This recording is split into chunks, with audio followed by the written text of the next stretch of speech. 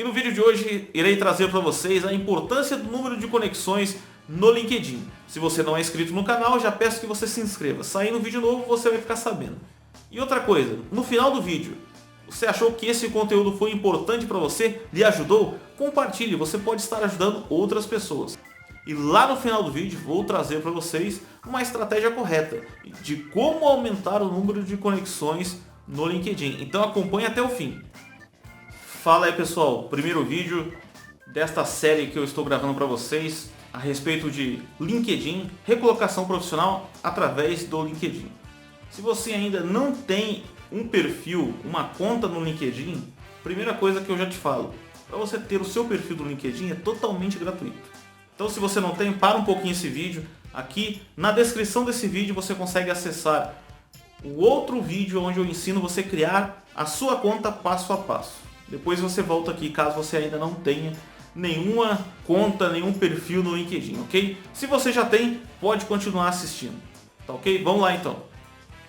Seguinte pessoal, hoje eu quero falar para vocês a respeito do número de conexões no LinkedIn. Diferentemente de Instagram ou de Facebook, onde o número de conexões, o número de amigos, ele só vai pesar para dizer a quanto tamanho do seu perfil nessas outras redes sociais.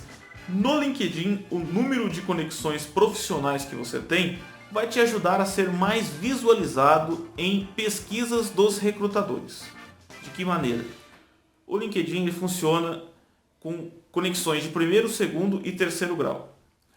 Vamos explicar resumidamente para você. Caso você tenha alguma dúvida, deixa aqui nos comentários que eu vou responder. Se você envia um convite de conexão para mim no LinkedIn ou eu envio para você, e ambos aceitam, né?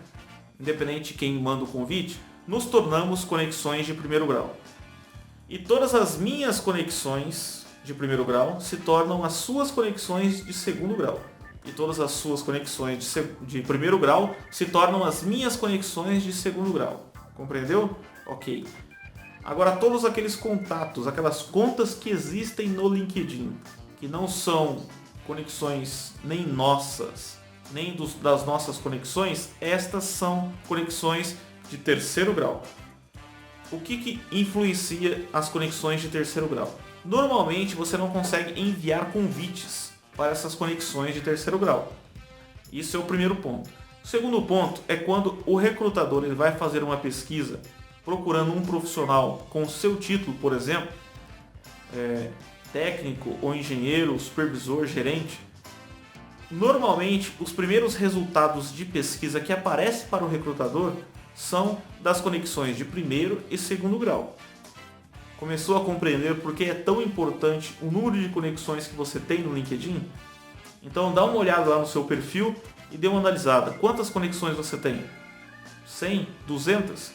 No universo de mais de, sei lá, quantas milhões de contas existem no Brasil? Se eu não me engano, são 35 milhões de contas no Brasil.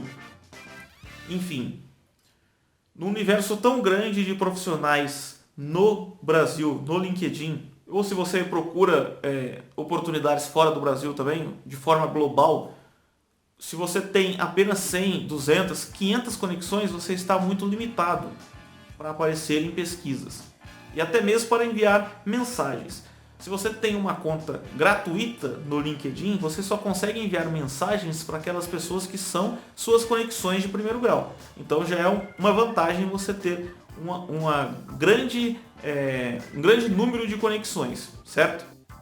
Recapitulando, o número de conexões irá influenciar no aumento de possibilidades que o seu perfil será visualizado em pesquisas do recrutador. E outra coisa é aquelas conexões que você abre a possibilidade de enviar mensagem diretamente. E aí tem uma estratégia.